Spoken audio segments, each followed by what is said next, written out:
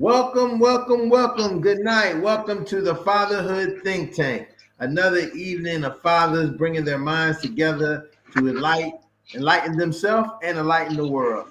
I am Dr. Ron, the Fatherhood Think Tank curator. I am so excited today that we were able to come and get ourselves ready for the think tank.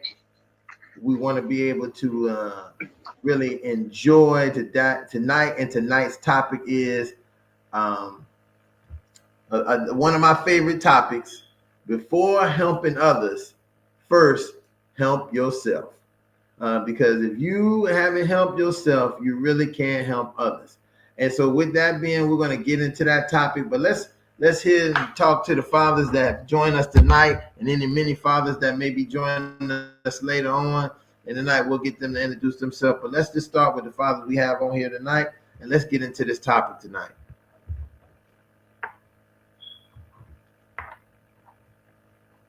Brother Johnny Gaspard, father of two young adults, 26, wow, 26 and 21. Grateful to be here and part of the fatherhood crew, talking about how we can be great men, great fathers, and continue to contribute to our society. Good evening, gentlemen. My name is Lionel Lightborn. I'm a father to a tribe of 7 young adults, 4 young men, 3 young women, a grandson and a granddaughter. It's always a pleasure to be here with you guys. How you doing, guys? My name is Travis Sands. I'm a father of 2, and of course, a father of a nation of many. And I'm here, and I'm honored to be around you all. So, see where we got into.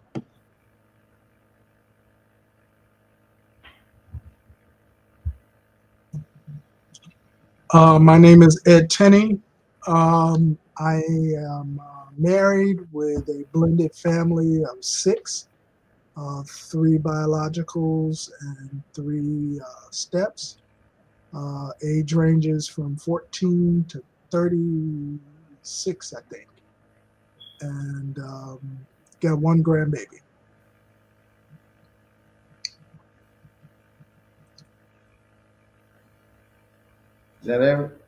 Was that everybody? Now we're missing Jerron. Oh, Jerron, hold on. Let me. He might think he might. Let me unmute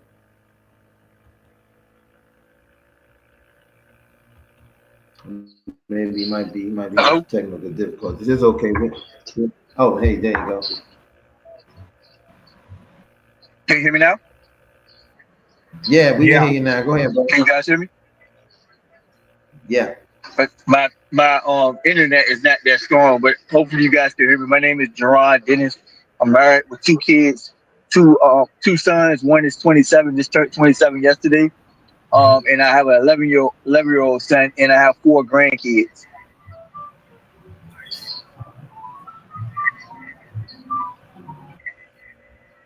Yeah, I thank you, Jerome. Listen, I want to say this as I listen to the intros, as I always do.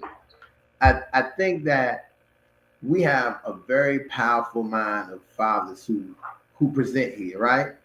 Normally you hear people who have all this information and they got all this knowledge. They are fathers. Some are not fathers. They telling people who they ain't never been fathers, telling fathers what to do.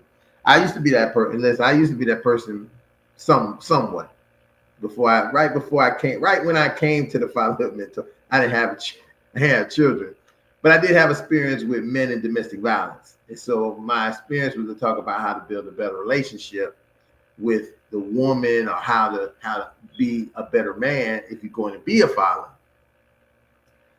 So I had that experience. But what I listened to tonight is, look, every one of these guys on here, they have an experience. So I know we're gonna have a wonderful,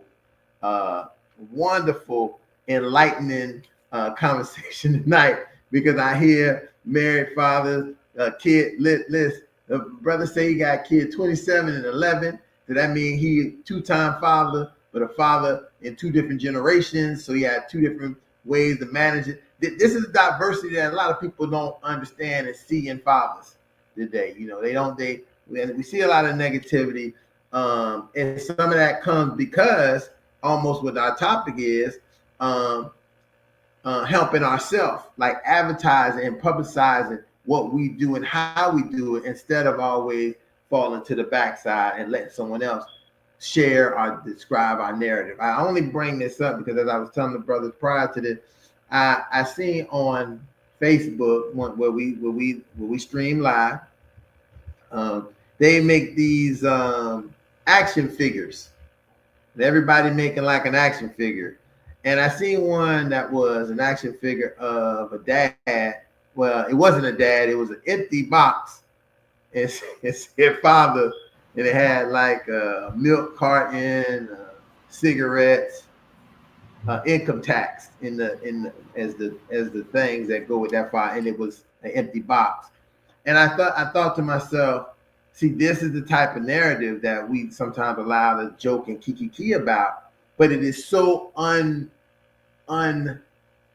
they say, it's so capped from what is the reality a lot of times. And I think that's an important part that we can show right now, just with the 6 and 5 of us that's here, that is not reality.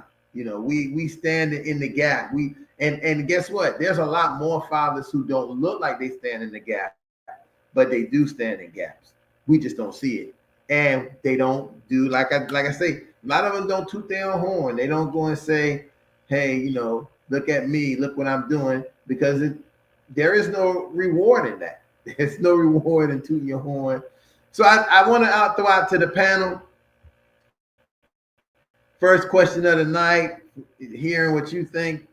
When has it been that you helped yourself before you helped others?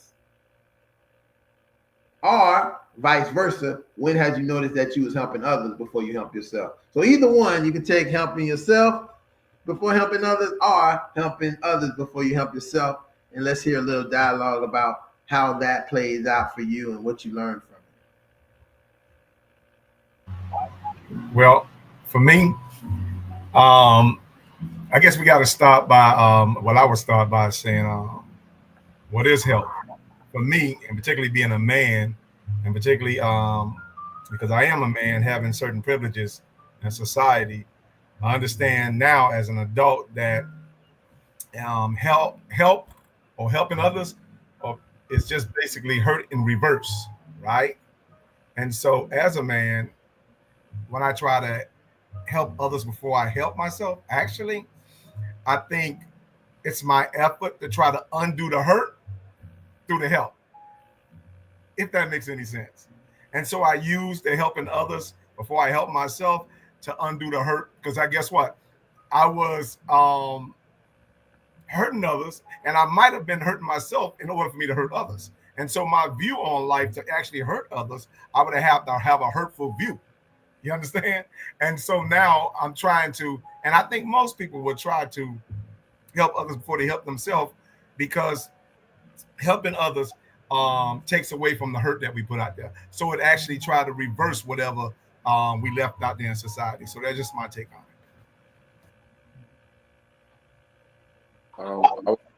I would like to piggyback off of Mr. Lyles. How you doing, sir? Brother Spot. I like that when we have conversation, I always look for the confirmation conversation. Like I always look for the confirmation. That's when you know that what we're doing is real, because by you having this topic and you're talking about it in real time, it's a confirmation, because most of us are going through the same situations. So as we're talking about putting yourself first, it's I'm learning and I've had to do, even though it was actually hard for me. About to be 40 years old, and I had to, and I always teach kids to, love themselves and put themselves first. But as a man, I was always told to, take care of family and then take care of you. But I've learned that if I can't take care of myself, how can I take care of my family? And then what happened, in a real issue just happened recently, was that I had to choose me over my mom. And that's something that like I would never thought that would ever happen. Because what happens is, and this is just me having a conversation with you all, was that when your parents are used to so much trauma and they're so used to the dramatics, the drama, and they used to the poverty of it all. And it's like I had to let go of my mom to save me. And it's crazy, right? It's like how do you have to look? Because I told my, I mean, this is just having a conversation. I say, listen, I told my mother that decisions you're making affects me and it affects her. But my thing is, if you don't see that it affects you, I'm gonna save me first. And that's one of the major components where I have to save me, and I had to let her see it for herself of why I told her that like I have to save me, why I have to let her see it for herself, because most times she don't see how her decisions affects me. So my thing is that I'm at a point in my life where I had to choose me, and I had to love me, and and for me to love me, I had to take care of my family that I have, and then my mom is actually seeing the consequences of her decisions. So I mean, honestly, that's where I'm at right now with it, and I just hope to hear from everybody else and how they had to um, choose to love themselves before they put somebody else in front of them. Wow.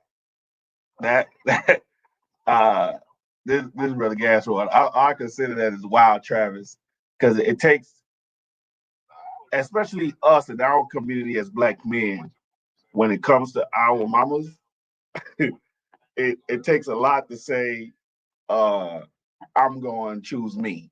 Um, Especially when we think about all of their sacrifice for us.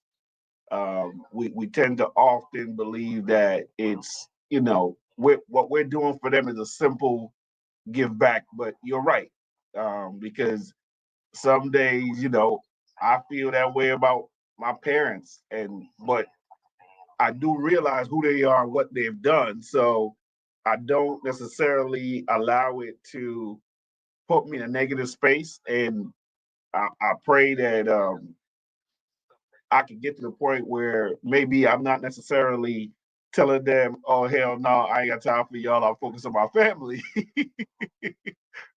But at the same time, having a good balance. And I think that's the thing that we all got to learn how to balance that. My wife often tells me that my issue is that I am always choosing other people first before myself. I put her, I put my siblings, my parents, I put our kids before me. And that's just who I've been as far as that provider mindset, that protector mindset. So like the other day, I wanted to go buy some these Cole Haans, and they were like almost $300 dress shoes. I don't pay that for sneakers, but I'll pay $300 for some dress shoes, right? And I was like, man, that's a lot of money though. She looked at me like, boy, if you don't buy them shoes, you always want if your girl, if your daughter came and asked you for some $300 sneakers, or your son asked you, you wouldn't even hesitate. But you want these shoes, you like them, go ahead and get the shoes. So and that's, again, that's on a minimal, but she's always telling me I need to start choosing myself, whether it be going get a massage, getting my nails done, stuff like that. Because again, I ain't thinking about getting no nails done. She said, listen, let's go get a massage and get your nails done. You need this for you. And again, we just don't, because we are those providers, that lion taking care of the pride, the tribe, as Lionel talks about. We often sacrifice us because we are always looking out for them. But as Ron shared in his when he was promoting this, it's like when you're on a plane. If you don't put your face mask first, you gonna pass out trying to put other people's face masks on, and you might not get to live your life because you've been taking care of someone else. So I just think it's learning how to balance it, and it's good to have people that are around you to help you learn how to balance it. And that's what my wife is. She helps me to balance that giveaway of myself, because sometimes you push so much when you give, and then you get pissed off when people don't reciprocate, and you're sitting there like, but I know I just did this, and this, and y'all don't even think about me. And you could get into your feelings about stuff like that. So learning how to balance it has just been something that I've been working on and continue to work on. So I pray that tonight would be one of those things that will help me get a better understanding. Thank you, brothers.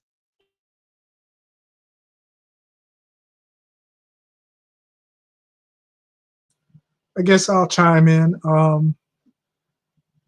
I guess for me personally, I think it's situational.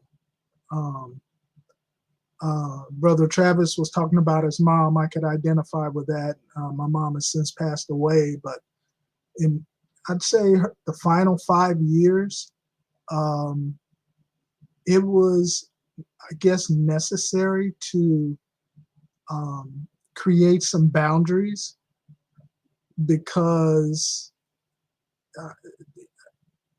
I guess she became more needy than what I could possibly, given my, current family situation. I guess it was difficult to try and, meet her needs as well as meet the family's needs and stuff like that. So I remember having to put up some boundaries, but I had like some core things that I would do. I would check at least once a week. I would never let a week go by without me checking on her. So in that situation, yeah, I can kind of identify with, trying to put the boundaries in place to protect self-preservation. But then there are situations where, you're not in a plane, but like you're on the Titanic, right? And, it's always women and children first that need to go on the lifeboat because, it's just the nature of man to make sure the women and children are taken care of. So that's kind of difficult, to manage, to know when you're on the Titanic, and then to know that, hey, you just hit an iceberg. Now it's time to, look out for the women and kids. And I guess the last situation that I think about is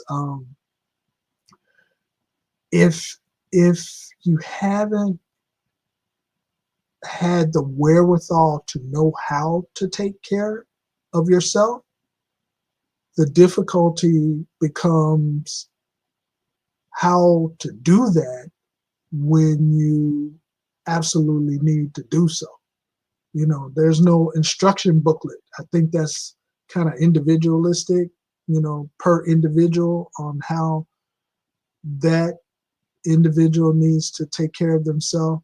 I find myself as I'm getting older, the friends I used to have, I don't have anymore. The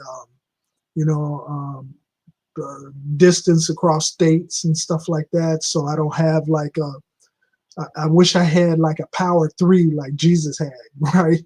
But I don't have that. And so it's just I kind of have to figure out on my own, what self-care is. I'm not used to doing that. I wish there were an instruction booklet. The only thing I can identify with, I think it was Elijah or Elisha who got chased out by Jezebel, and he ended up going to sit up under a tree, and the Lord ministered to him, by bringing food to him. He told him to go to sleep and all this other kind of stuff. That was a form of self-care. And apparently he didn't know how to do that after, running away from such a great victory that he just had. So I guess that's my take on it. Hey, Tenny, that was a decent revelation you got. I wish I would have came up with that one first. Either way, talking about, because that's a very good comeback between the airplane analogy versus the boat analogy. That's an awesome comeback, because who would have thought about it like that? But Just springboarding on what you said with the airplane analogy and the boat analogy. I think a lot of times we struggle, particularly you struggle when you try to be a good person, not so much just being the average person. So it becomes a struggle between self-care and selfish when you decide to be a good person. I think naturally we're all selfish. So I'm not gonna say, think of self first, because I'm like, I can naturally do that. But when you decide to be a good man and discipline yourself as such, then the balancing of self-care starts to weigh against the balancing of selfish. And I think that's what it comes down to. But I don't think it's just a one-sided thing. I think everything is a science, and that's the science. I mean, the breakthrough that we're trying to find out tonight. So thank you, guys. So as I listen to guys, present this, it is very difficult, I think, to, I hear this all the time. Men are narcissistic, right? So that means that we only thinking about ourselves, and we are preoccupied with how everything's going to work for us. And again, that's just another popular term that people use in the day that just, what I like to call is, when people have disagreements, they use psychological terms to represent the person they're in a dispute with. So it used to be that, oh, this person bipolar, or this person manic depressant, this person is now narcissistic, or all these terms they start using, instead of just talking about, maybe we just disagree, and how about we learn to agree to disagree, right? But a lot of times men and we do it, and sometimes even as fathers, just take that seat back and let it. And I want to say this definitely to brother. I hear you when you say sometimes, because that's a hard one. What I heard you just say was a hard one, because most of us can say that easily for our father, right? It ain't very often we got to take a step back from our mother, right? Because a lot of times it's mom. But listen, and I'm gonna tell you something powerful, man. You sometimes got to take the step back, and something that helps you a lot is sometimes to be dealing with your dad. He can help you maneuver that step back so it remains respectful, that it remains that there's still a bridge there. That's, and I attribute that to my dad. He taught me how to be able to make a step back and keep a bridge, not burn the bridge. Because we not good at that. We can burn the bridge and tear it down. And then and the sad part, I think, that it's not them who gonna be hurt. They'll be hurt, but we gonna hurt more. Because every boy loves their mama, right? Even the ones who mom treated them horribly, they still love their mama.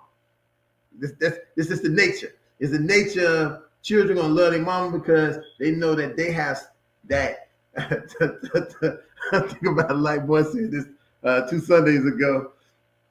The interception that you was inside her, so you have a lot of connection with her. That even though your dad maybe put you in her, but you spend a lot of time inside her. So you got that going on. And so I understand, brother, and I want you to know that I understand, because there's something that I've dealt with myself, being able to have to kind of like say, and it's hard because when you was like this, right?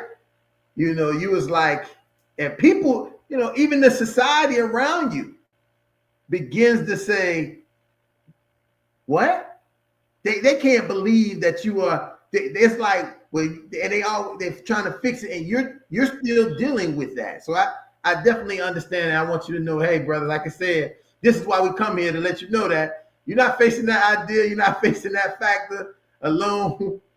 I think it's a lot of times we just don't know that we need to be validated by somebody who might be going through that same thing, and being able to hear how we manage that. To say, hey, I need to take care of myself first before I continue to take care of you. And I tell clients, and it's funny because I tell clients that all the time. They got to take care of themselves instead of taking care of everything else. But it's a hard thing to do. It's hard, especially when you're successful, especially when you are doing not that you're doing better, but you have a better financial, economical situation than where you came from, and you feel the survivor remorse that you really need to make sure everybody else is okay. And you ain't survived. Well, you survived, but it ain't like it was a tragic accident. It's just that you were successful. You became successful, and not that you became a millionaire or nothing. Just that you doing decent than everybody else kind of around your family. So you feel like, it's selfish. It is very selfish not to make sure they enjoy some of that, because you enjoyed some of that with them when y'all was down in the dirt. So you want them to come and enjoy some of that in the stands. Some be in the stands, up in the, you come on a game, see, it's funny because football games, you go up higher to be in the fancy seats. At the basketball games, you go down lower so you can sit closer to the court. So it's that kind of analogy you can kind of look at where we operate from. So, brother, I just wanted to, as I heard you say that's strong, and it's also something that you're doing on the platform. So I want you to know that you're not alone. You don't have to. We sharing the same thing. If people, if people wonder, that's what we're facing, and that's just real as men, and really as men who have become fathers, we know how important that is to be. So I just wanted to, as I listen. Hey, well, Ron and Trav defense, because I love Trav. Trav is like a brother to me, and Trav's mother's defense, rather. I think, because you made an analogy about being successful monetarily, but Trav's problem may not be a monetary one; it's a moral one.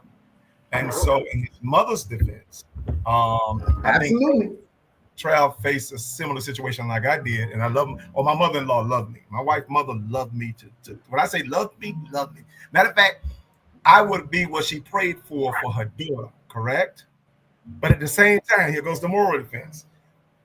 What could have been what is a blessing to her daughter, actually, in essence, became like not so much a curse, but it just used for the sake of argument a curse.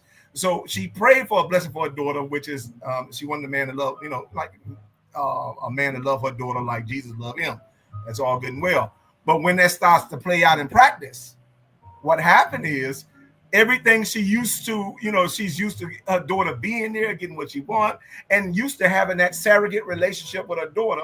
Now all of a sudden her daughter have the man that she prayed for, but now it's taken away from you understand, the time and all the other stuff she used to have. Yeah, right. Right. And so now all of a sudden this blessing looks like a curse, which is speaking back to your point, Trav. I think sometimes it's displaced anger. Because now you remember, you said over a year ago, you're back in a relationship with your father.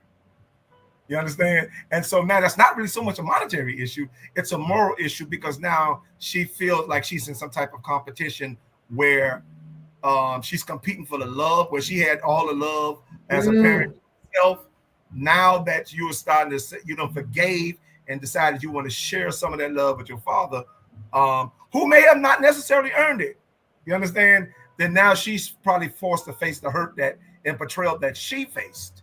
You understand? On the front end of that parenthood to get you back to the back end and what you're dealing with. So that's just my my point. Just bring up perspective. Lightborn, Lightborn, I hear you, and it's funny because I just use monetary as the issue, right? But that's not, again, that's monetary is not the issue. I think that's the thing that makes you feel that way. It is exactly of you developing your own individual, who you are as a person and as a man and as a father, that maybe the way your parents is not similar to the way that you would be seeing it. Because no longer are you a child, you are now an equal adult. And you still got the hierarchy that you still have, that one had to respect your elder for your parent. But the other part of it is, I don't see my values and how I operate and how I perceive that I would do things is different from how you do things. and that's where the problem arises. So I definitely that I just use the money thing because it's an easy thing that people like to use, but it's a little bit deeper what we're talking about. That whole you becoming becoming a different kind of adult than your parents is a whole nother, and it cuts harder than any money thing could ever be. Yes, sir. So I wanna chime in, but I want to see if Sam want to say something before I chime in because he's one of the new guys that I invited in. I don't know if he want to say something before I chime in. Sam, you want to say something before I go in? Well, I'm outside, so I'm sorry for the outside noise. I definitely think it's encouraging to seeing brothers coming together. One thing I do love is brothers coming together and lifting up brothers, coaching and mentoring each other rather than keeping valuable information to ourselves, and just listen to your conversation and the encouragement you're giving each other. That's very refreshing to me. I came in late on it. I just finished a baseball game with my son, so I'm just learning and seeing where we at in the conversation, and then hopefully if I can add a nugget in, I'll add a nugget in. But I definitely find this information to be valuable, and I'm glad that brothers are encouraging brothers. Okay, Sam. so what I want to say, I know I had dropped that bomb on y'all, right? It was like, what what's going on, right? And I mean, typically, I that's why when it come down to it, and I mean, just want to give you a little backstory. My mom been sick for a while, right? And I mean, if you know, right? And so, with that being said, if your mom being sick, of course, the older son take care of the mom and make sure she's good. Take her medicine, whatever situation is, you're good. We always got siblings that do whatever they want to do. It is what it is. But I'm still gonna take care of mom and make sure that she's good. The thing that tip the iceberg is that if I'm taking care of you, you can't take care of nobody else. Because if you're taking care of somebody else, so the backstory is, and I'm I like to be brutally honest because I mean, let's say it's be put it all on the table and call it what it is. My mother, so some young lady finessed herself to talk to my brother to get her to come spend a night at my mom's house. But of course, I ain't having that. That's not what we're doing. But she ended up, my brother had a car. She want to do? She want to sleep in the car. Not that she want to sleep in the car, but my thing is that, mom, like, why are we doing this? Like, my thing is that you having this young lady sleep in the car at your house. That's not right. Like, what I mean? At any day, like, whatever. It is what it is. Not that she's only got the girl at the house, but now the two kids end up coming in a couple of weeks later. So now we got two kids and a mother sleeping in the car in your yard. I deal with kids, so you know what it is about when it comes down to whatever.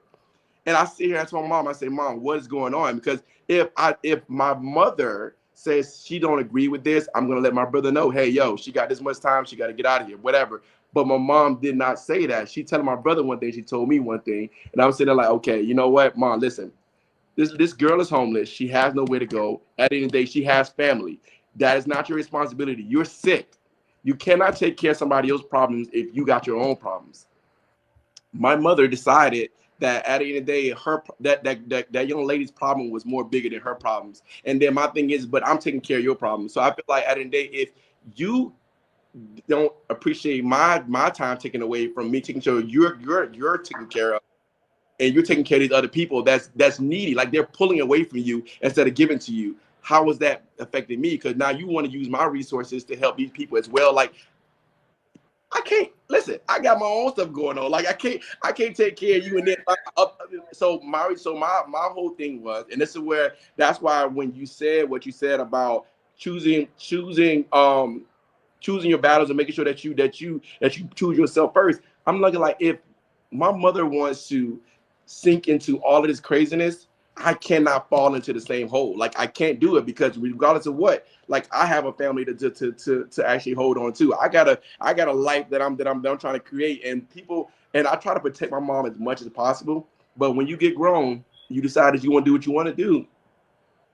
I just lift my hands and say, listen, let God be God. That's all I can say. Because if anything, I can't do nothing that's that's out of my control. So with that being said, this is the situation I'm going through right now. And honestly, I haven't spoken to mom for a minute because she has, and then she's making it seem like, oh, it ain't even talking about the church, but we're gonna leave it alone. But yeah, that's what's going on. Man, that sounds like a sticky wicket you're in there. Oh man, that's a whole right there. That's a whole lot. So, is your dad around? I'm sorry. Go ahead. I'm sorry. Travis, is your dad around? No, so basically, I mean, the backstory, I just met my dad maybe 2 years ago. And you know, literally that's a new entry. And my mom, and it's like my dad don't know nothing about what's going on. I don't have that conversation with him because he just came into my life. But it's like ever since that my dad came into it, my mom have never healed. And I've gotten to a point where I'm not personally like feeling any type of way about it, but of course it affects me. But I've learned that my mother have never healed her traumas, and most of the times I've seen a lot of women, they operate in their traumas, and they don't know, they haven't healed, and then they're putting it onto their kids, and they put it on to these other men that they, you know what I mean? So it's like I've acknowledged that my mom has not healed from her traumas, but you have to heal on your own. Like you have to get a moment where you love yourself enough to want to heal. So that's where I'm at with it. Like I've learned with my traumas, I've learned how to heal from them. She has to do the same. So, probably Brother Johnny will chime in. I don't know how old your mom is, but what I would do is I would get a power of attorney. I would become her healthcare surrogate.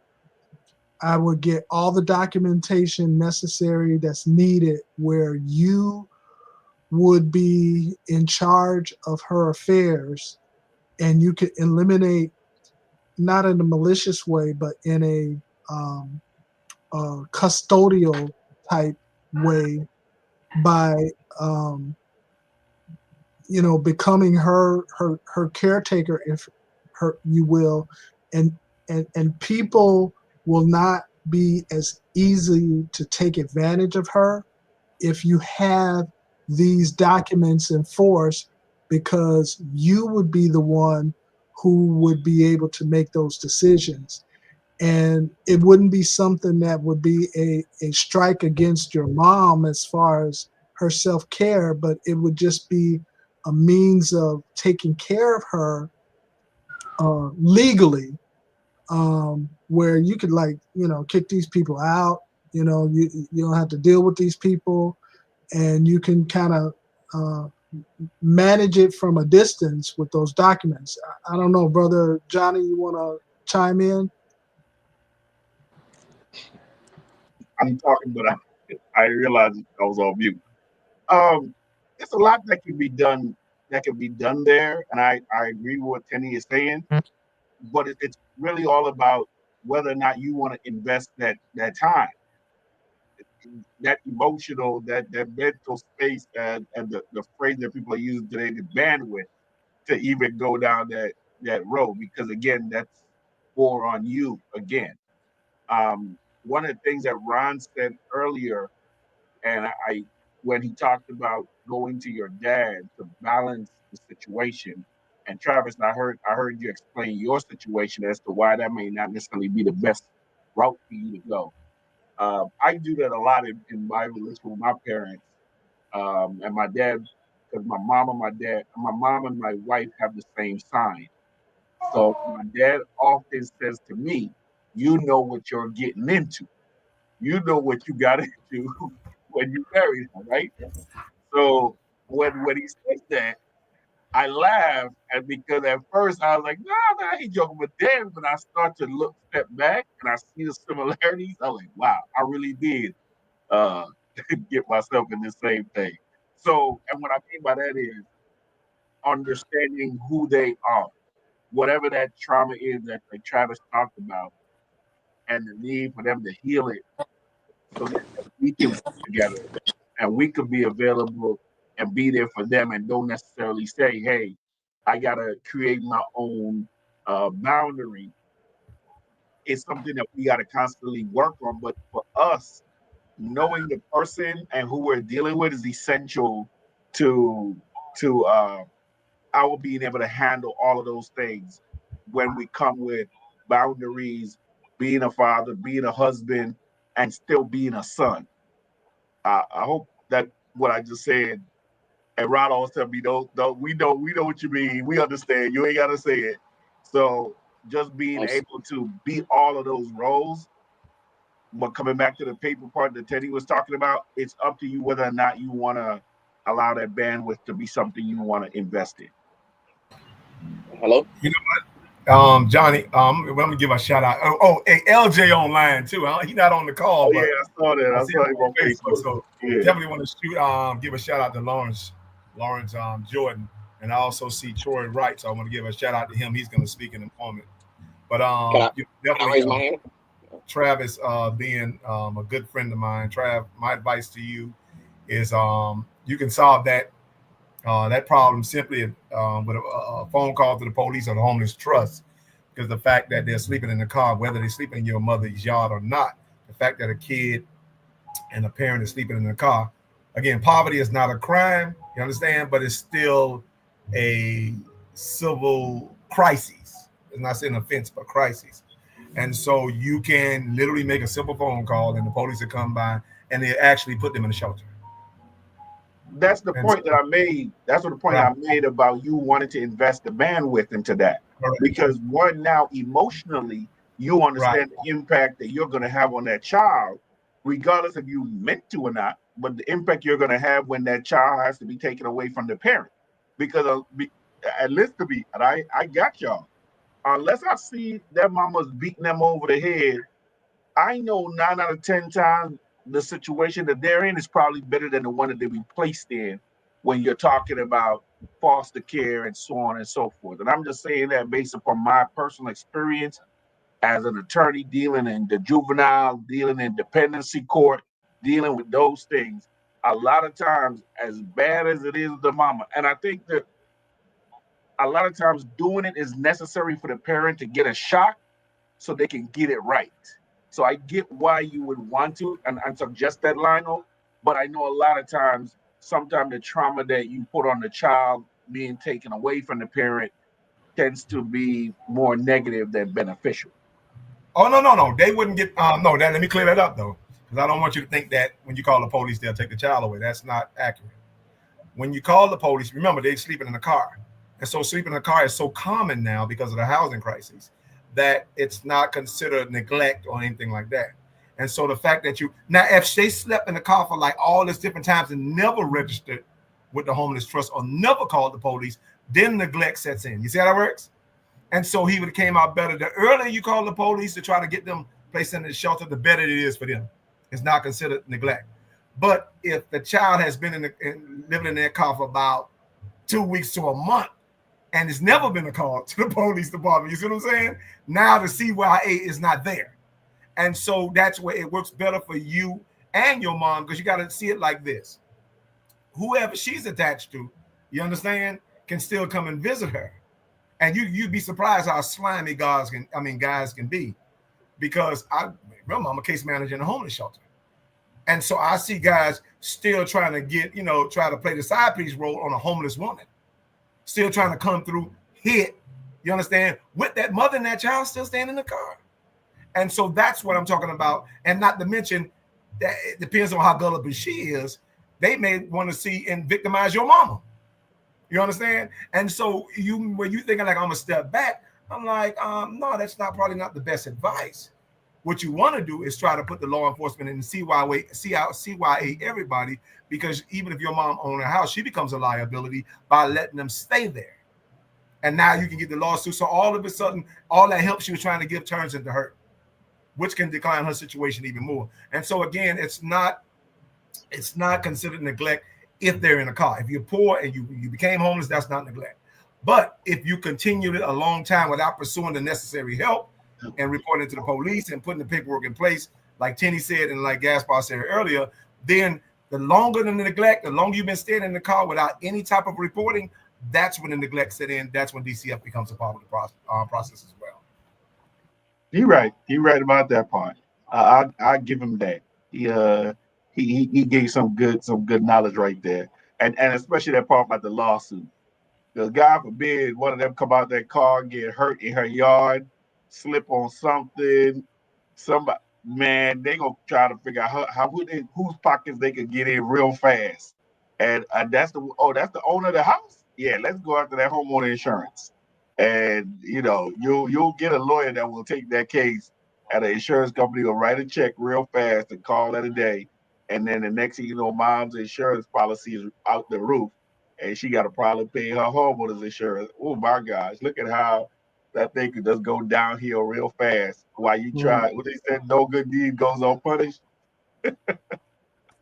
So this sounds like a Titanic situation where you have to take care of your moms, and that's one of the things I remember in the last few years of my mom's life, is that people are uncouth, and they will get in where they fit in. They will take advantage of the elderly. Uh, uh, uh, as people get older, especially in the 80s and 90s, there's legitimate fears, and people will take advantage of their fears, and they will just jump in there, and your mom would need a Titanic savior in this situation, where she needs to be put in a lifeboat, and put out in a situation where she can be saved, so she won't be sued, so she won't be further taken advantage of. um, and then when you get all that taken care of, then you can go to the spa and get your massage and your nails done.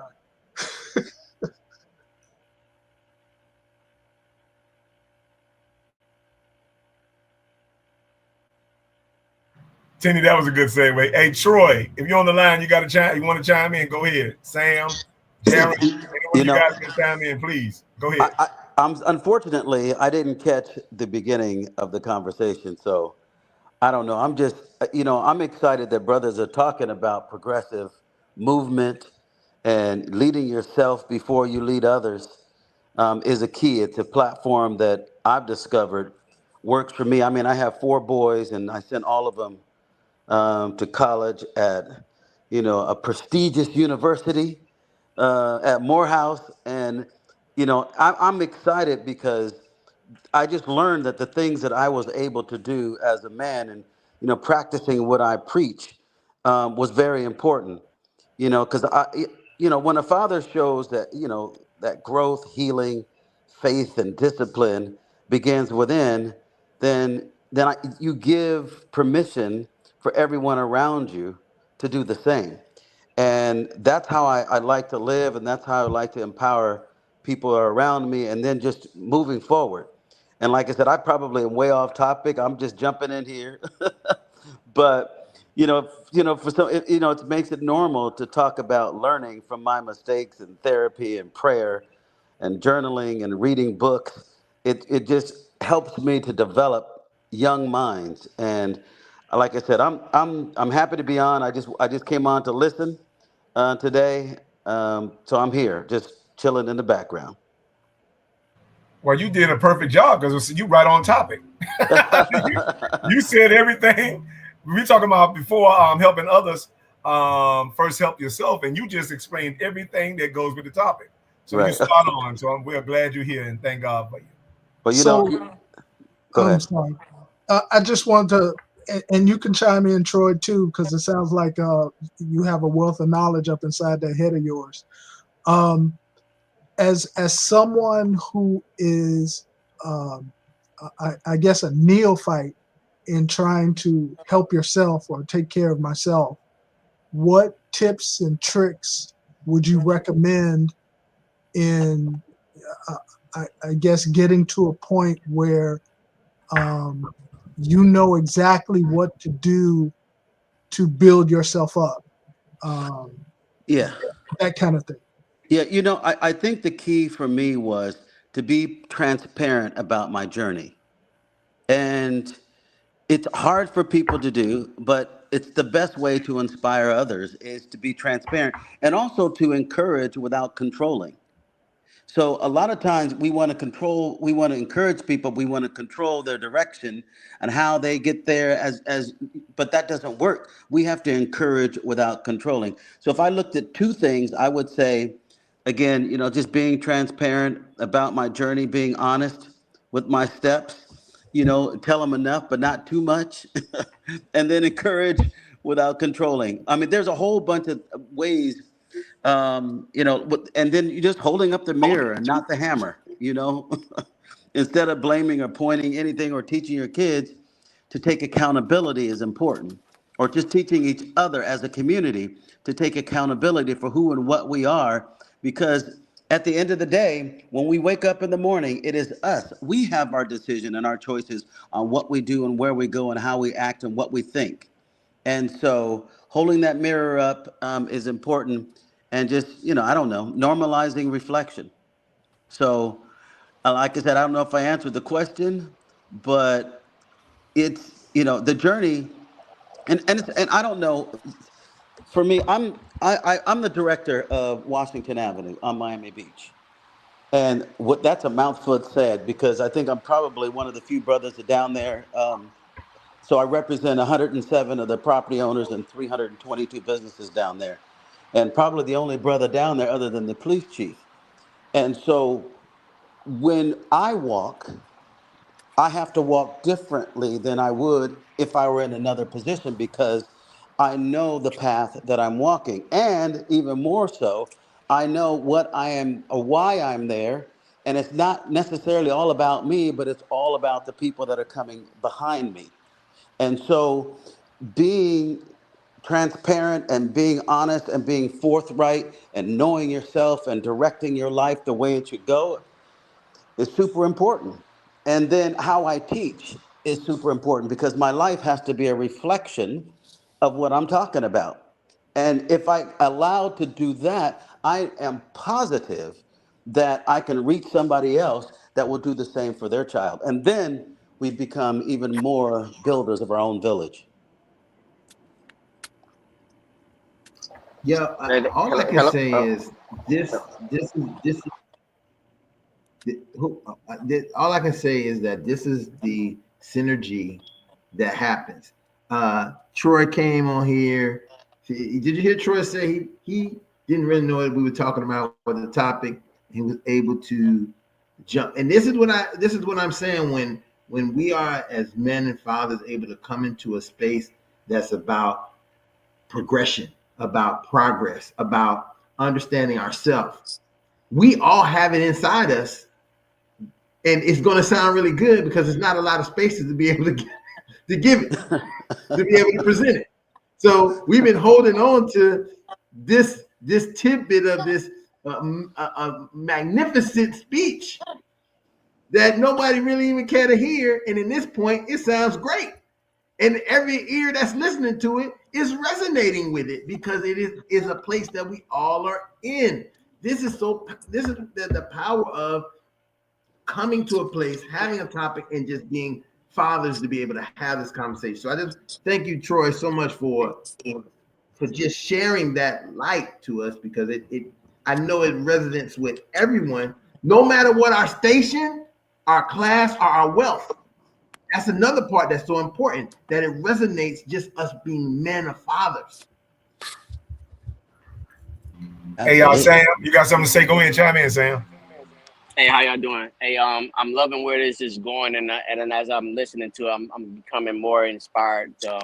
So two things real quick. One, I wear this arm bracelet right here.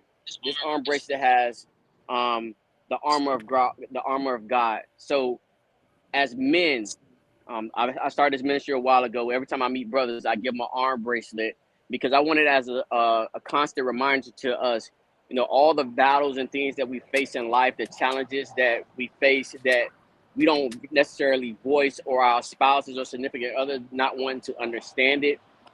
You can remind yourself that every day you step out, you can step out confidently, because you have the armor of God prepared for you, and you can shoot up every day and go out and tackle the world. and I look at it as an encouragement to the brothers that I come in contact with. So know that we're walking in the authority, we're walking in the armor of God every day, so we can go out and accomplish anything we put our mind to.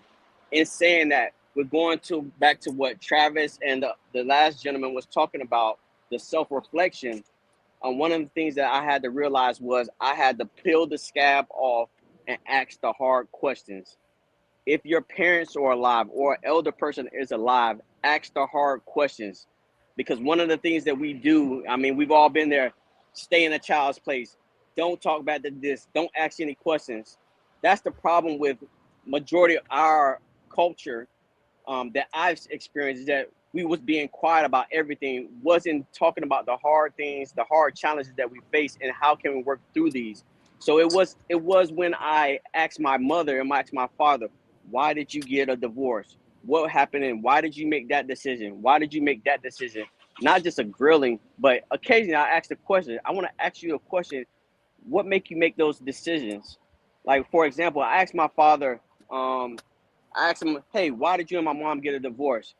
He explained it. I tell you, I'm in my second marriage. I tell you, this man named off about 15 things. And every 15 thing that he named off, I experienced in my first relationship because I didn't have the knowledge of that. Of that. Like, the transparency, what this brother was talking about, the transparency is critical, especially to our young people, our boys in particular, because the majority of the families are being raised in single member homes. We have to be transparent as possible and stop hiding information, because you cannot grow if we keep all the information to ourselves. So that's my encouragement to my brothers that's on the line with me today. If your parents are still alive, if you have an elder aunt, ask those hard questions. Hey, what was grandma like? How did grandma make that decision? Why did dad make that decision? Ask those questions. I'm telling you, when you do that, your eyes are going to open. And when you have that revelation of why they're making the decisions, you look back at your life and be like, man, I understand why I'm making this decision, because it's the same thing my mom, my dad did. They never handled it at their time. So now that I have have it in my forefront, I can choose to make it or go a different route. But I would never know if I would have never knew the right or wrong way to do it. So I encourage you to do that self-reflection by asking the people that brought you into this world if it's still possible. And if it's not possible, look to see what you're doing right now, do that self-evaluation, and give your child that opportunity. Like, listen, man, honestly, I done messed up a lot. I done ran around, I done messed around with this person, that person. Hey, my decision wasn't the right decision. I'm gonna give you the right way of doing it and the wrong way of doing it. Now I will hope that you will make the right decision, because we all have free will. God gave us all free will. So we know the right and wrong way to do it. Now we have the best chance to be successful in anything we do, because my father was transparent with me and showed me the way. So that's my encouragement to you guys. God bless. Yo, great thing, Sam. I look under Castro's name there, Ron, and he says, "Be the adult you needed." And Sam literally just said, "Be the adult you needed." Uh, I looked at that and I was like, "Wow!" Uh, Talk about, perfect in reference to that information. Uh, you're 100% right, Sam. Same here. Had a lot of questions from my dad, choices he made, and had. It's funny when you ask the tough questions, they take that step back because they're like, "Whoa! First of all, I wasn't expecting that, and now is it something I really want to share?" Because our parents, and we do it sometimes as well. We want to be the superhero for our child, the one that never made a mistake. We were right because we the parent, so we were perfect in our behavior. And as some parents, we do our children a disservice by not being, as you said, transparent, by not letting them Hey, know real quick, what we messed up at. real Go quick. ahead, Sam. Don't let them off the hook. Don't let them run Oh, away from it. Like, you need to swallow this. I need to know this, bro, because I'm gonna listen. die out here if you don't tell me. I sure don't, right? I sure don't. And he sometimes, like, I remember I remember hugging my dad, and he didn't put his hands around me. It was like I hugged him and said I loved him, and the quietness in that moment was so crazy because he had never experienced that himself. So as I'm speaking to him now, so I'm trying to find out about my grandfather and what that was all about.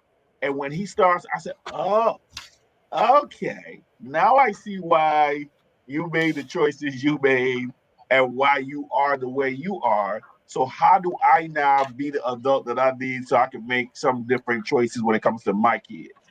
And I think that's all it boils down to. And if we can get if we this group of men here and we could convince our generation and the younger ones to look, talk, don't feel like you can't share, because we're all human. And I do think it is helpful in this age of information overload that our children get to see other adults outside of their parents make the mistakes, because then they have more intelligent questions or more relevant questions to come back to their parents because they see the mistakes. So if they see those things, they could be like, "So ma, you ever did that thing? This girl on TikTok did this crazy thing. She said her mama blah blah blah blah. You ever did that?" So now it allows for the conversation to be more um, available because we see it, and as the children see it, they're more willing to discuss it. I'm hoping that makes sense, bro. Well, Johnny, you bring up something that's so important when you say that. But I want to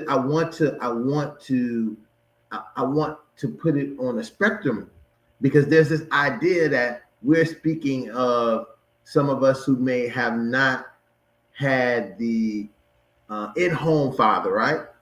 At some point, we had them, but not in home, and that people believe that there's a difference between the in-home father and the out-of-home father. The fathers that were in the home were similar the same way. They knew what they knew. They didn't engage with you in that capacity because that's not what they knew. And that's because they didn't know that from their parents. That's And here correct. we come, new generation, who want to come with how I feel and how you treated me and what, and we know that now because our kids are giving us the 007 of that, of how they feel and what's going on with them and how you need to accept them for their end. So we're learning, and we're having to go. We're working down with our children, but having to go back up with our parents and our grandparents, who may have been in the house, may not been in the house, but this place right here that we're in, they didn't have that. They didn't have a place to have this kind of conversation. They followed the gender roles. They followed the narrative of what they needed to do, provide, and get out of the way or survive. But for your older grandfather, he did what he could to just survive. Your father did whatever he had to do to get out the way, most of them, and then you see this trickle down. So it's amazing, because I just want to set that record straight, because somebody say, "See, you're talking about people who didn't have their father in their life." No, research shows us it doesn't matter if father in the house, not in the house. If father paid for everything or didn't pay for anything, this interaction was not occurring very often. Because they didn't know how to. It's very easy to know how to do on the other side. The mothers know how to. That's the culture of woman nature and nurturing and those kind of things. And some fathers nurtured the way they knew. Every time I think about it, I think of the movie Fences. I think about the movie Fences with Denzel, but I think about the original play of that conversation between the father and the son about loving him. And he said, I gotta prove to you I love you. You know I love you because your ass here with this, that, and that is what is known, but that's not what who's that? I forgot who's had the 11-year-old son. I think it's who had a 27-year-old son, 11-year-old son. That 11-year-old son need all of that. He's not accepting what the 27-year-old son took. The 27-year took it. The 11-year-old is going to have emotional issues and problems if you don't give that to him. And we're seeing that based on the world we're living in today and how it has evolved with emotions, feelings, and those being respected. So Ron, that's a powerful That's thing. fact. Ron, That we're gonna go ahead and shoot at the Castro, and then I'll come right behind. So go ahead, oh. Castro. Go ahead and chime in. Yeah, no, that's absolute facts. I think that there's a book out there that talks about how affluent people, not necessarily white, but just affluent people raise their kids differently than less affluent people, right? But some basic things as you can talk to an adult, you can talk to a teacher, you can ask a doctor, right? You can ask a police officer questions where we were raised, and I say me, I wasn't allowed to ask authorities. Just like the brother that was speaking earlier, he was like, "You can't talk. You can't stay out of grown people's business." Like they had a higher regard for our obedience than for our intellect or our ability to have resiliency, right? Because if you said anything else, you spoke your truth, you were basically disrespectful. And I think that was one like the favorite word that my mom and my dad used to have was like, "You being disrespectful. Shut up." Like, and that just raises meek children that don't know how to speak up for themselves, adults that don't know how to speak up for themselves. So when you talk about raising conscious kids, right, an emotionally intelligent child, how do you give them those tools of resiliency and agency when as adults they didn't know that, they didn't have that because they weren't allowed to express themselves. So I think about it, and that's why I love these circles. It's because you are allowed to talk about what your true feelings are. My I had a two-parent household, right? I met my dad when I was 9. I was brought over to this country over from Colombia. My dad left when I was 18 because he was like, "You're 18, I gotta go." But he wasn't emotionally available. He provided, but he was, and he's still not emotionally available now, even in his 50s. I'm 44, and I look for him, and he can't provide that emotional support that I look for. And I've come to understand that I gotta accept him for who he is, not who I want him to be. And that shit was like, it still hurts me because it's like I want a different version of my dad, but that's not who it is. And I gotta accept him for who he is and how he is and love him as is. And then I show up for my kid. And the crazy shit is it plays differently because how I show up for my kids now, that still plays in my heart. So you show up differently because of the way they were showed up for you. So you either change that or you don't. That's it. That's the biggest. 100%. Yeah. That is so true, brother Castro. So true. Because I know, like I was telling the guys earlier, that's how my dad is. He comes from don't complain, don't cry, don't comment. A lot of them today say this new generation is too soft. They want Facts. to talk about their feelings. They want to claim they got this DHD, and did I say DHD? They got something wrong with them, and they got some kind of issue. So that's the claim. But I definitely I'm grateful that we are raising more consciously intelligent children that are willing to share how they feel. The good part about what we also are doing in that moment is also teaching them about how to get some grit, because sometimes we have given so much to our children that they don't know how to walk on their own, and they every little thing is an obstacle for them. And sometimes we are, because we didn't get the parent that took care of the situation, we want to do it for them, and that could sometimes be a detriment. So you just got to learn about that balance, about the same thing, which is a topic: helping others before you help yourself. What is the best thing in that situation? Do we break the egg and the shell of the duck trying to get out of it, or we let them fight through the shell so they can strengthen their wings? And sometimes as parents, we just naturally want to break the shell to make life a little easier because we didn't have it as easy. So I think we got to learn to balance. I was telling my brother the other day, he took my nieces to New York. They're 13 and 9, and he took them to New York. They got to go to MJ on Broadway. They did all of the major things. He took them to FAO Schwartz. They got to buy what they want. They ate at a nice restaurant. I said, they ain't even. I said, you took them on a subway. my niece talking about, Dad, why we can't just Uber? Why we gotta be on the subway with the this the term she used, the normal people? I said, see, that's my problem right there. I was like, listen, them children right there, they have no idea what it means to go through what we went through. He took them to the Knicks Celtics game. Great seats. They ain't even in a nosebleed. Y'all understand how life is? I don't even ever been to Madison Square Garden. If you ain't in a nosebleed, you got big money. So I'm just saying, life is different for our children today, for many of our children, than it was for us. So, but we gotta have that balance where we are helping ourselves before we continue to just give them without necessarily showing them the way to handle issues that may come up, because it might make them a little too, as people say today, soft. But Ron, to your point, and I hate that play too. I really hate that. That fences play, I hate it. I really do. It's too much emotional or gender injustice in it. You got to watch it for yourself to understand what I'm talking about. It's a lot of snot coming out of that play. A lot of snot. Right, yeah. And so for me, the way I see it, and what I discovered in that whole play, even in myself as a man, we just assume that, okay, men are stuck between two perceptions, which is protection and provision, right? And we forgot all about what you call, back to your point, Johnny, passion. You understand? And so when the man really discovered his passion, right, he got the protection and provision, and the son is asking him, he's saying, okay, yes, Dad, the protection and the provision's there, right? But he's not asking him a protection and the provision question. He's not even displaying a protection and a provision need.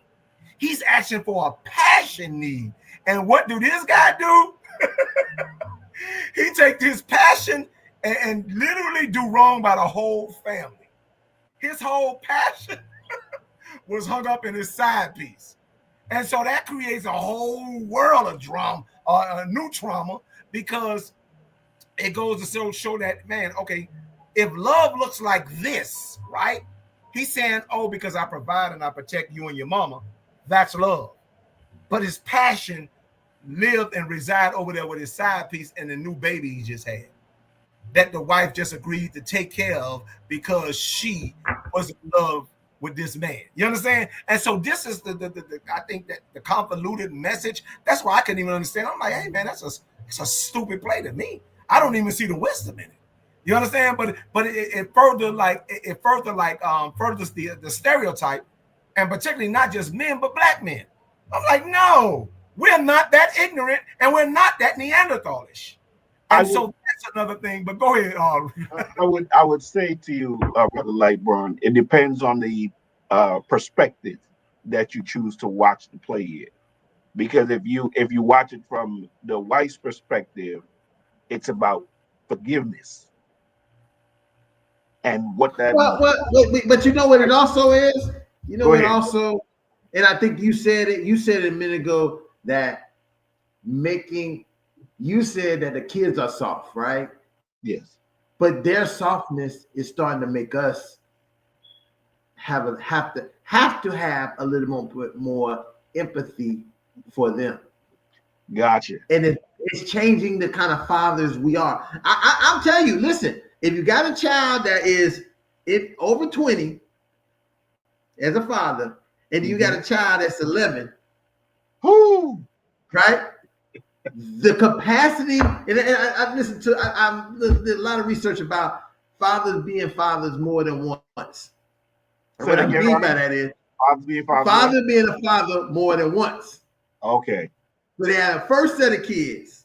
Yeah. And what they did, those kids turned out fine, whatever. But they dealt with that father. I mean, I use my own father. They use my own father. I use him. He had two set of kids. He had first set of kids that he was a teenager. Gotcha. The two of us, me and my sister. Then he had another kid who was a married wife kid, about, like 10, 20 years younger than us. Gotcha. Right? She's 20 years younger than us. Yeah. But not a good father because he was busy his life. Right? Gotcha. So no life with us, not a good one now, But in the next generation with my little brother, he dad of the year because the I think it's the transition of how what you learn and what you experience from Correct. each of those things. And that shows that changed so much of our relationship because I could see the revolution in him.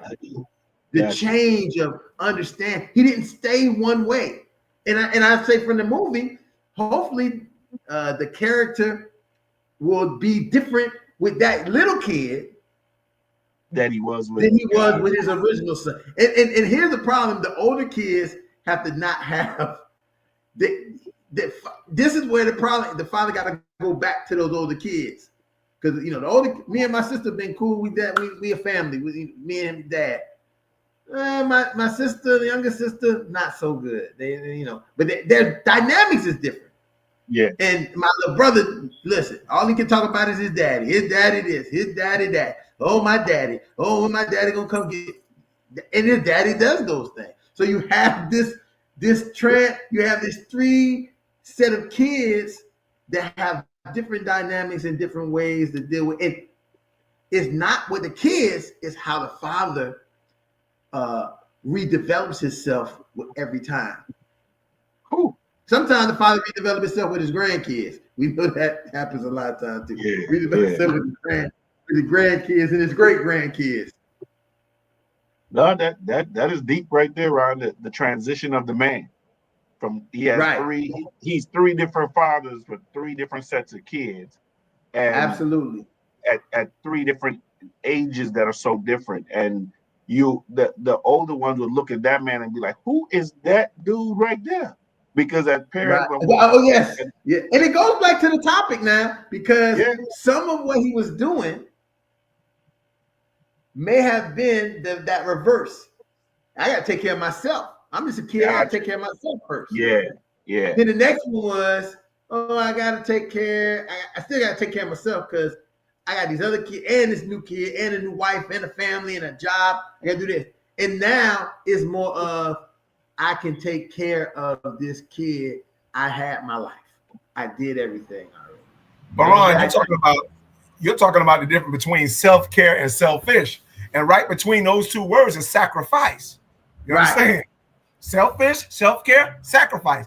And the fact of the matter is that if you're the older kid and we saw this in King Richard, you understand? You had to eat the sacrifice. You understand? Yeah. Because you had to give him time to evolve, you understand, to the father. And then that it takes a little resentment because the father he was to Venus and Serena, he wasn't to those oldest kids. Older kids.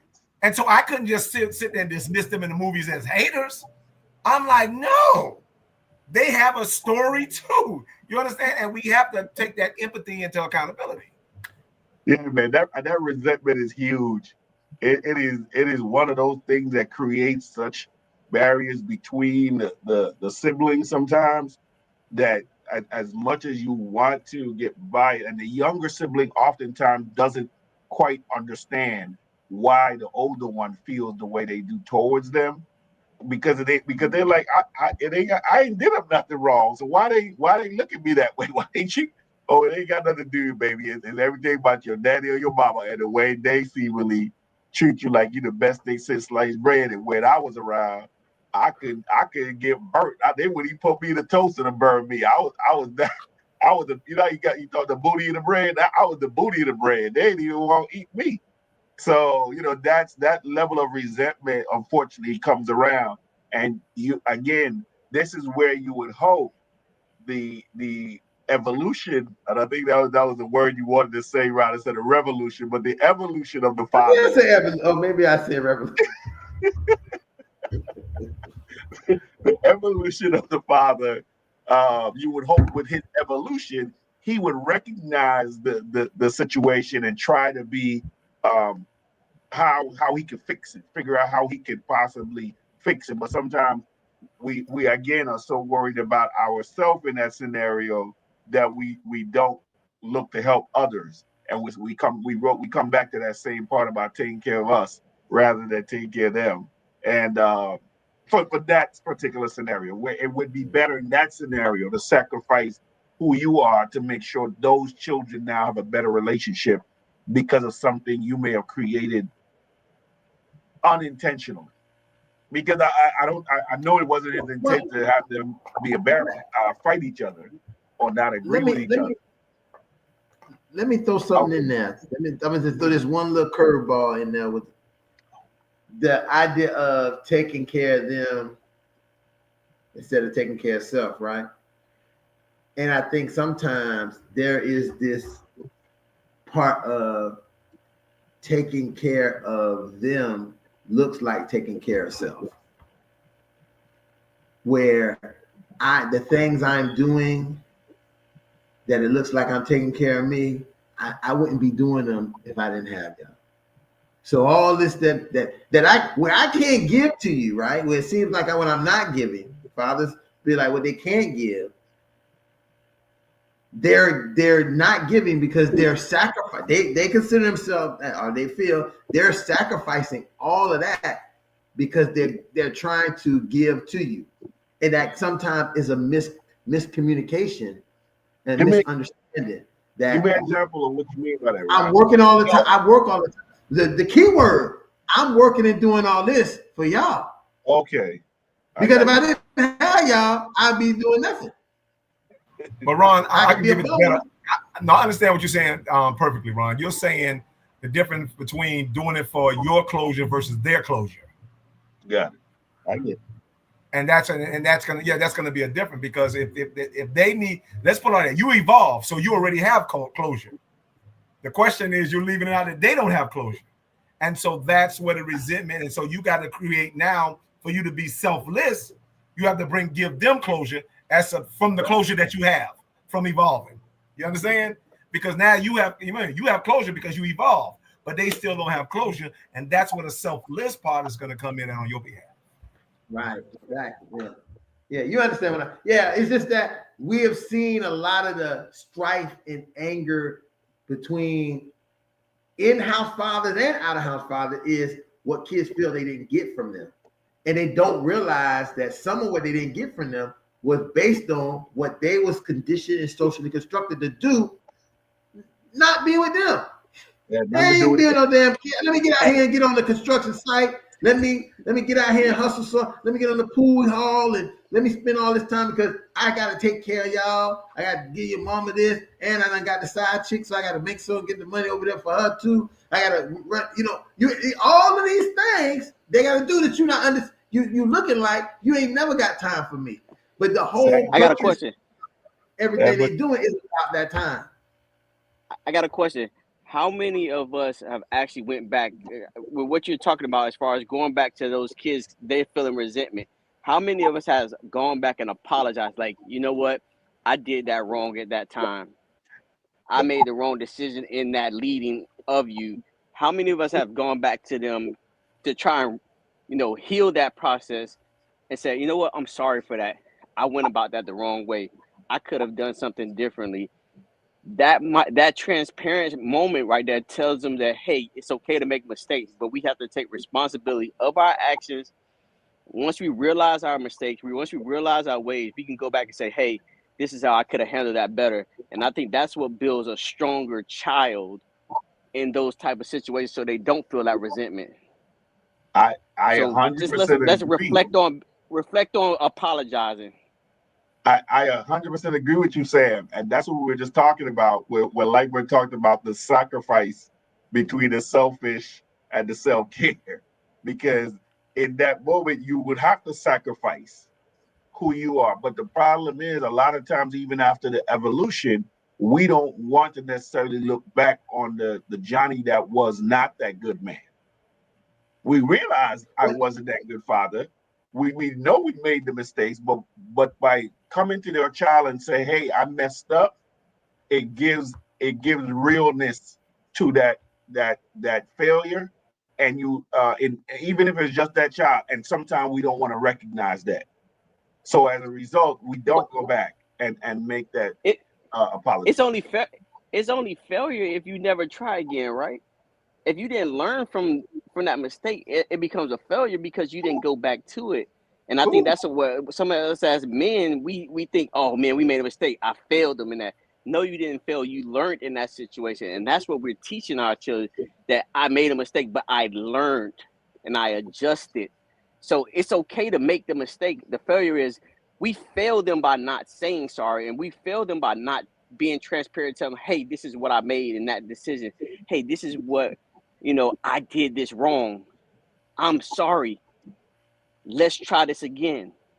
Hmm. That's where we fail when we don't do that. We But don't let, fail Hey, let, by but saying Sam, sorry. Sam, in all honesty, I've done it because I'm going to just give you my background. I have 4 children from 4 different women, right? And I had this discussion with all 4 of them, right?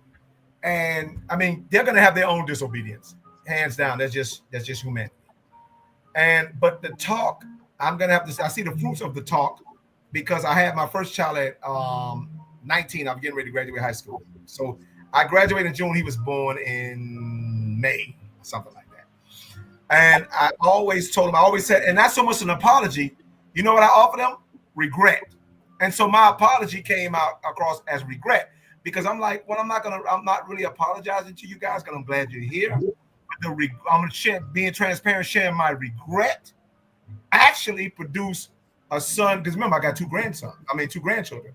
A son who's a full-time parent of his daughter who's getting ready to enter middle school, and he's a better father than I was. You understand?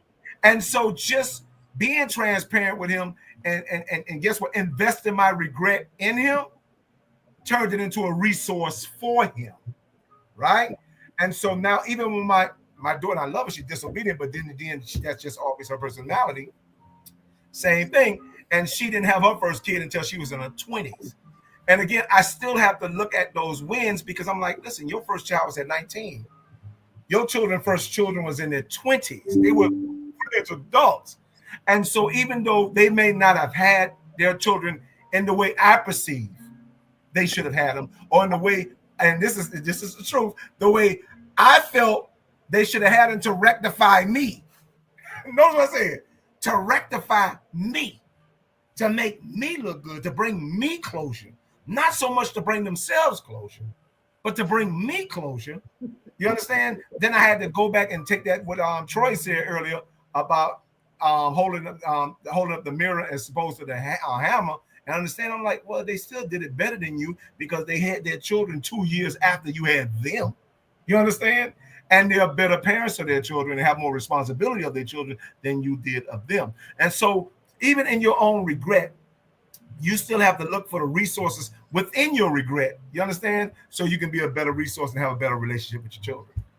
Yeah, and Sam, just another aspect of that, and I'll say this is based on a case study I'm thinking about, is that we sometimes forget that our parents, the fathers and mothers, sometimes face issues that affect their parenting, right? And when they have parents are affected, they go through some let's use drug abuse. Most parents who are had drug abuse, afflicted with drug abuse, was able to go to a place, usually in AA or something that helped them understand the 12 steps and go through all. Listen, this program right here, I mean, the idea how it's established for fathers is from the same mindset how 12 steps AA works. To be able to come to a place, have conversations, be able to accept, hear conversations with other fathers that saying, and when you have that type of, like we have a think tank, you then can even get the idea to go and apologize. But if you're not in that kind of setting, you are justified in everything you did was right. And no one can tell you otherwise. If no one can say, oh, this you didn't, I did what was the best. And I'm not gonna take it, but because you don't have no value system, nothing to make you change. It's not until you get involved with a group or in a setting where you are challenged on, did you do everything that you could have did, and could you have did it differently? Not saying that you're a bad person for not doing it that way, but it is life. We are humans. We accept what happens, and we do what we can do, and that's where it comes. But if people are not getting involved in those kind of settings, they're staying stubborn. They still, you got people going on their deathbed, and not until they're about to croak, they telling kids, you know what, I was wrong. I should have did some things. Yo, why did you wait until then? You could have told me that 30 years ago. You knew that 30 years ago. You didn't develop it just then. You knew that 30 years ago, but they didn't have a way, or never got an opportunity to how to do that. And this is a great example of the Fatherhood Think Tank, how fathers can come and work themselves through these conversations, work a way to be able to think about, hey, how do I go and speak to my kid? How do I go and apologize to my older kid? How do I manage these new kids? How do I even manage that I still have unresolved issues with my father or my mother that I want to resolve? Well, you won't be able to do it if you're not in a setting where people are talking about how to feel about that, how to operate it, how to do any of that. So here's what we're talking about, that no, most people are not doing it. They're not going to do it because human beings believe that they are by nature right. They do nothing wrong. And if it comes to the idea between me and you, it's you the cause for the problem that happened, not me. And it's not that you are involved with somebody, is like we like to say here, iron sharpening iron, is that you can accept that maybe I'm wrong and maybe that the way I did it wasn't right. And I can come back to you and say, hey, Sam, I did the best I can, but I probably didn't do the best that I could. And so I want you to understand our lives are not over. So let's move from here and see if we can develop some of what you need from me, and I can still get some of what I need from you. Because it's not a one-way street. Parents and children, not a one-way street. I know we like to believe it is, but it's a two-way street. Because without us, our kids, without our kids, we're not going nowhere. Brother, I would love to stay on longer. I just getting back to the house, but I just want to leave with this. Yeah, we're about to end right now, brother. Stay. We about to leave right now. Listen, we already passed our time. We're about to go right now. I just got to do two things because I want to get you on this chant. I want to get you in this chant. Hey, your wording matters. So don't use the negative connotation. Use the positive words. You know, though you didn't fail at anything. Hey, I learned in that. Let's change our vocabulary when what we saying about ourselves, because that's going to add value to us. Absolutely. Well, with that being said, I'll let that be the last word. I'm going to just, what I will do is advertise our sponsors for the night. Sponsors for the night is JAG, attorney at law, Miami-Dade, Broward, West Palm Beach. That's JAG. That JAG stands for Johnny A. Gaspar Esquire. He can be reached at Johnny J. Gaspar at jag1law.com or 305-827-8087.